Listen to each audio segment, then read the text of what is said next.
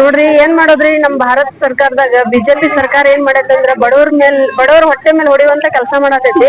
ದಿನದಿಂದ ದಿನಕ್ಕ cylinder rate ಏರ್ಸ್ಕೊಂತ ಹೊಂಟೈತಿ. ಹಂಗಾಗಿ ನಾವ್ ಇವತ್ತು ರೋಡ್ ಮ್ಯಾಗ ಕುಂತ ಎಲ್ಲಾ ಮಹಿಳೆಯರು ನೋಡ್ರಿ ಎಲ್ಲಾ ಜನಸಾಮಾನ್ಯರು ಬಡ ಮಹಿಳೆಯರು ಇವತ್ ನಾವ್ ರೋಡ್ ಮ್ಯಾಗ ಕುಂತರು ಒಲಿ ಹಚ್ಚಿ ಚಾ ಮಾಡಿ ಎಲ್ಲಾ ಕುಡಿಯಾಕತ್ತೇವ್ರಿ. ಯಾಕಂದ್ರ ಈಗ ಸಿಲಿಂಡರ್ ರೇಟ್ ದಿನದಿಂದ ದಿನಕ್ಕೆ ಈಗ ಮೊನ್ನೆ ಮತ್ತ್ 26 ರೂಪಾಯಿ ಜಾಸ್ತಿ ಮಾಡ್ಯಾರ ಅಂತ ಹೇಳಿ ಆಗೇತ್ರಿ. ಈಗ ಎಲ್ಲಾ ಸೇರಿ 950 ರೂಪಾಯಿ ಕೊಡದಾಗೈತ್ರಿ.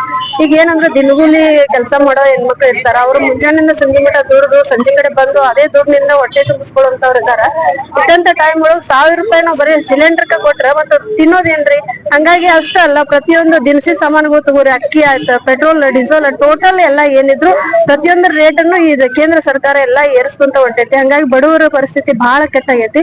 ಅದಕ್ ನಾವ್ ಇವತ್ತ ಕೇಂದ್ರ ಸರ್ಕಾರದ ವಿರುದ್ಧ ಒಲಿ ಹಚ್ಚಿ ಇನ್ನು ಮುಂದಿನ ದಿನಗಳೊಳಗೆ ನಾವು ಇದನ್ನ ರೂಢಿ ಮಾಡ್ಕೋಬೇಕಲ್ರಿ. ಇನ್ನು ಸಿಲಿಂಡರ್ ಬರ್ಬರ್ತೇ ಅಂದ್ರೆ ಈ 1000-2000 ಹೋಗ್ಬಿಡ್ತೈತಿ. ಅದಕ್ ನಾವ್ ಈಗ ಒಲೆ ಹಚ್ಚಿ ಅಡಿಗೆ ಮಾಡೋದನ್ನ ರೂಢಿ ಮಾಡ್ಕೊಳಾಕ ಕಟ್ಗಿನೂ ಸಿಗಾಕತ್ತಿಲ್ರಿ. ಏನ್ ಪರಿಸ್ಥಿತಿ ಬಹಳ ಗಂಭೀರ ಐತ್ರಿ. ಅದಕ್ಕೆ ನಾವು ಈಗ ಕೇಂದ್ರ ಸರ್ಕಾರದ ವಿರುದ್ಧ ನಾವು ಪ್ರತಿಭಟನೆಯನ್ನ ಹಮ್ಮಿಕೊಂಡಿದೀವಿ.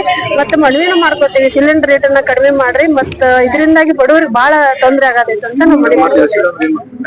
ನಾವು ಈಗ ನಾವು ಒಂದು ಸಾಂಕೇತಿಕವಾಗಿ ಹೋರಾಟವನ್ನ ಹಮ್ಮಿಕೊಂಡಿದ್ದೀವಿ. ಮುಂದಿನ ದಿನದೊಳಗ ದೊಡ್ಡ ಪ್ರಮಾಣದೊಳಗೆ ನಾವು ಹೋರಾಟ ಮಾಡ್ತೀವಿ, ನಿರಂತರವಾಗಿ ಹೋರಾಟ.